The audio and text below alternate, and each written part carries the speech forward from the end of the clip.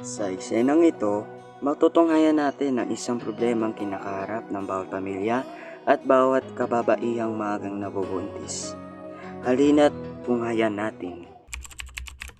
Mike, may sasabihin ako. Ano yun? Dali, bilis. Naglalaro ako eh. Mike, buntis ako. Hindi ko kayang panagutan ang bata na yan. Hindi ko kayang masira ang buhay ko nang dahil sa bata na yan. Ipalaglag mo na lang yan. Palaglag? Narinig mo sinasabi mo, Mike? Anak natin to. Wala akong pake. Bitawan mo ko. Ilang linggo na ni Martina na tinago sa kanyang pamilya na siya ay buntis. Ang tatay na ito ay tumakas at hindi na ito pinanindigan sa takot na masira ang kanyang pangarap. Mga anak, kamusta ang pag-aaral niyo? Okay naman po tay, gaya ng dati ako pa rin ang kaya sa mga quizzes at exam. Oo naman tay, nag-first base kami sa basketball team. Nako, ang gagaling niyo naman. Proud kami sa inyo ng tatay mo. Ikaw naman Martina, kamusta? Tayo, okay lang po namin. Nalala po kami sa... Agad naman namintig sa galit ang pamilya. Nang malaman nila, walang balak panagutan ng kanilang alak, kaya sinugot naman nila ito. Buntis ka, no? Hindi na. Ay, papaliwanag ako. Umalis ka sa pamamahay na to. Wala kaming anak na malandi. Ay, ayaw na po magpaliwanag. Lumayas ka dito, huwag ka makialam! Tama siya mahal, pakinggan muna natin siya. Nice time, minahal ko pa nagsabi si Mike. Huwag mong sabihin na tinakasan ka ng tatay niyan. Meron na nga po, ma. Cheers mga pare! Cheers mga pare! Wait lang. Pero may paparating oh. Sino? Ano? Mama ba yun ni Martina? Walang hiya ka? Rico!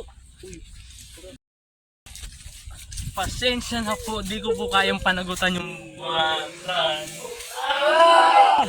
Yan! Yan ang nararapat sa'yo!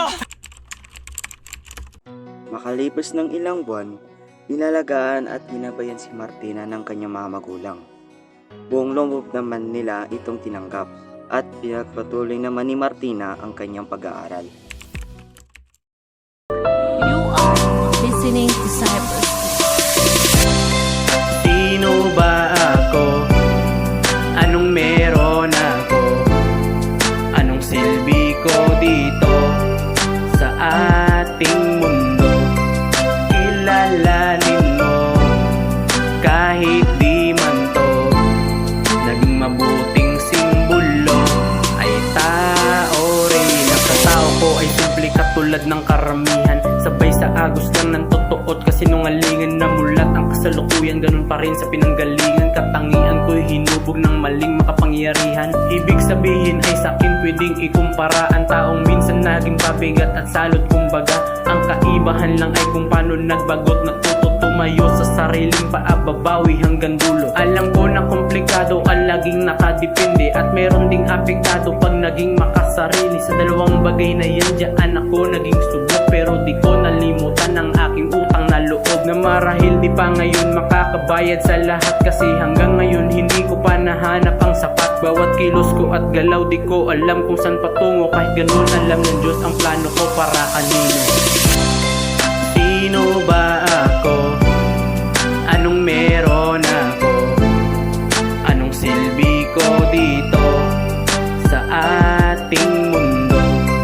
Kilalanin mo kahit di man to naging mabuti